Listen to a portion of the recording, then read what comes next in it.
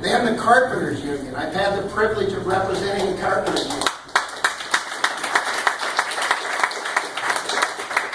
They were the first endorsers, union endorsers. But the privilege I saw and the lessons I learned is how the opportunities to open good union jobs, apprenticeship programs. Bill is here from Youth Bill, to women, people of color, local hires, working with disadvantaged businesses, creating employment opportunities. But I also got to witness how some people in elected office treat unions as kind of just another interest group, not a means of closing the gap between rich and poor. I witnessed it. I saw it. So this message was happening, and I wasn't sure if this was going to just be a worthy effort, worth the fight, which it was, or whether we were going to actually win the election. And then things happened. And here's what happened. It started with the women and men of color and throughout who work for Multnomah County, Local 88. When AFSCME endorsed me in this race, it changed everything.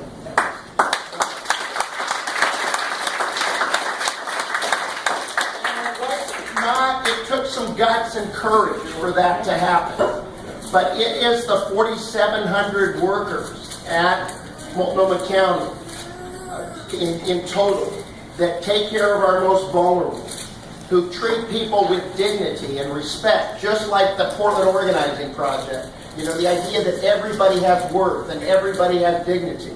And the workers at Multnomah County, as well as leadership, it is important to increase the safety net, but it is also more important to help people help themselves get out of poverty. And that's a difference in this race, and the people at Multnomah County, the workers, actually know that.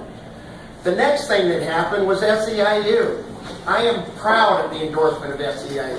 I'm very proud. SEIU fights for janitors, and they fight for healthcare workers to raise wages for people that make $9 an hour, $10 an hour with no health insurance. And a lot of people who are doing good, but then they can't provide for their own families. There was a security guard, Danielle told me about, at Multnomah County, guarding Multnomah County, who's making $9 an hour with no health insurance, who couldn't take time off. That's not right. I don't care what anybody says in the media or anywhere else, that's not right. So I'm proud of the work that SEIU has done, and they stand for that, and I'm proud of that.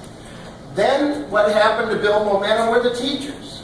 You know, the teachers union endorsing this is also, it was a huge, it's the right thing because of the work that they do.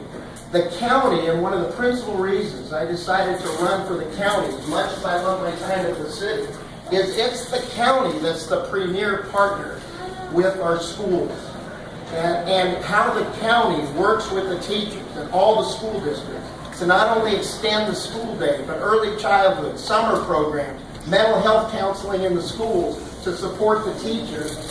That's the best long-term anti-poverty strategy, equal opportunity strategy that we can have. And I'm so proud that the teachers saw me as a vehicle to help educate all of our children. 50% of our kids in the county school districts are kids of color. And we've got to include 55% of the kids in our schools are low income. 25% are kids below poverty. 3,800 are homeless. We can do better.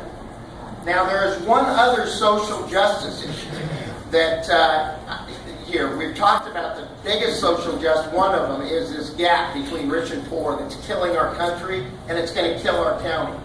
But we have a history here of doing difficult things, so we can attack it here locally with the right leadership.